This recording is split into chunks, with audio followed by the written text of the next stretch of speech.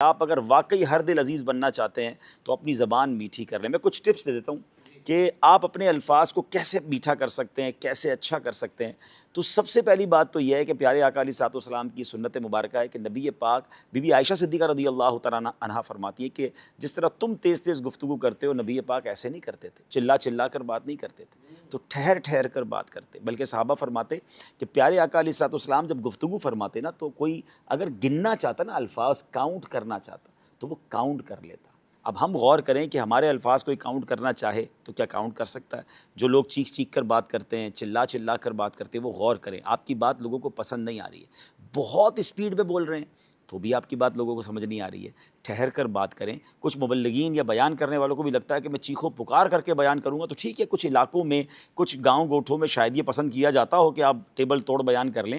لیکن اگر انٹرنیشنلی آپ بیان کرنا چاہتے ہیں, آپ چاہتے ہیں کہ پوری دنیا میں آپ کو سنا جائے, پڑھا لکھا طبقہ بھی آپ کو سنے, تو آپ کو ٹھہر کر سنجیدہ انداز میں, محبت بھرے انداز میں, ڈھانٹ ڈپٹ کر کے نہیں, پیار محبت سے سمجھانا ہوگا. اس کا بہت آسان طریقہ ہے چیک کرنے کا کہ آج پوری دنیا میں جن اسپیکرز کو زیادہ سنا جا رہا ہے, آپ غور کر لیں کہ ان کے چیخنے کا انداز ہے یا وہ ٹھہر ٹھہر کر اور ایک ایک بات کو واضح کر کے بول رہے ہوتے ہیں. پھر تلفظ ٹھیک کریں اپنی گفتگو کے. بعض اوقات آپ بول تو رہے ہوتے ہیں مگر سامنے والے کو سمجھ نہیں آ رہا ہوتا کہ اردو بول رہا ہے, پنجابی بول رہا ہے, سندھی بول رہا ہے. ایک ہی زبان میں 4-5 زبانیں چل رہی ہوتی ہیں. اگر اردو بول رہے ہیں تو پراپر اردو بولیں, پنجابی بول رہے ہیں تو پھر پراپر پنجابی بولیں, جو بھی زبان بول رہے ہیں, انگلش بول رہے ہیں, تاکہ آپ کی تلفظ درست ہوں گے تو سامنے والا تلفظ کی غلطیاں ڈھونڈنے کی بجائے آپ کی بات پر توجہ کرے گا. تو اپنی گفتگو کو بہتر ضرور کیا جا سکتا ہے. ایک پرابلم یہ کہ جب کسی کو کہیں نا کہ یار آپ کا انداز ٹھیک نہیں ہے یا آپ چیخ کر بات کرتے ہیں, یعنی کچھ لوگوں کی ایسی عادت ہے. مجھے یاد ہے ایک بار ہم کسی سفر پہ تھے تو ہمارے برابر والے کمرے سے ایسا لگا لڑائی ہو گئی. ہم حالانکہ قافلے میں تھے, تو میں گیا, میں نے کہا اللہ خیر کرے, خیریت تو ہے؟ تو کہہ رہے ہم تو صرف باتیں کر رہے تھے.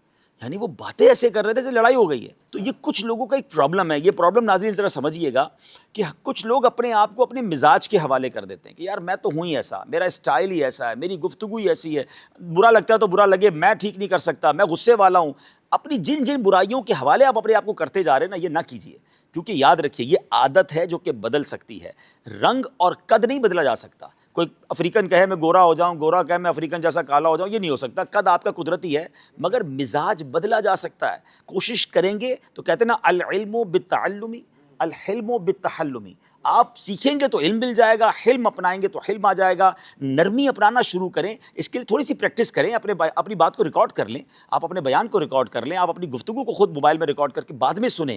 یقین کریں آپ کو اتنی بعض اوقات شرمندگی ہوگی کہ یار میں ایسے بات کرتا ہوں.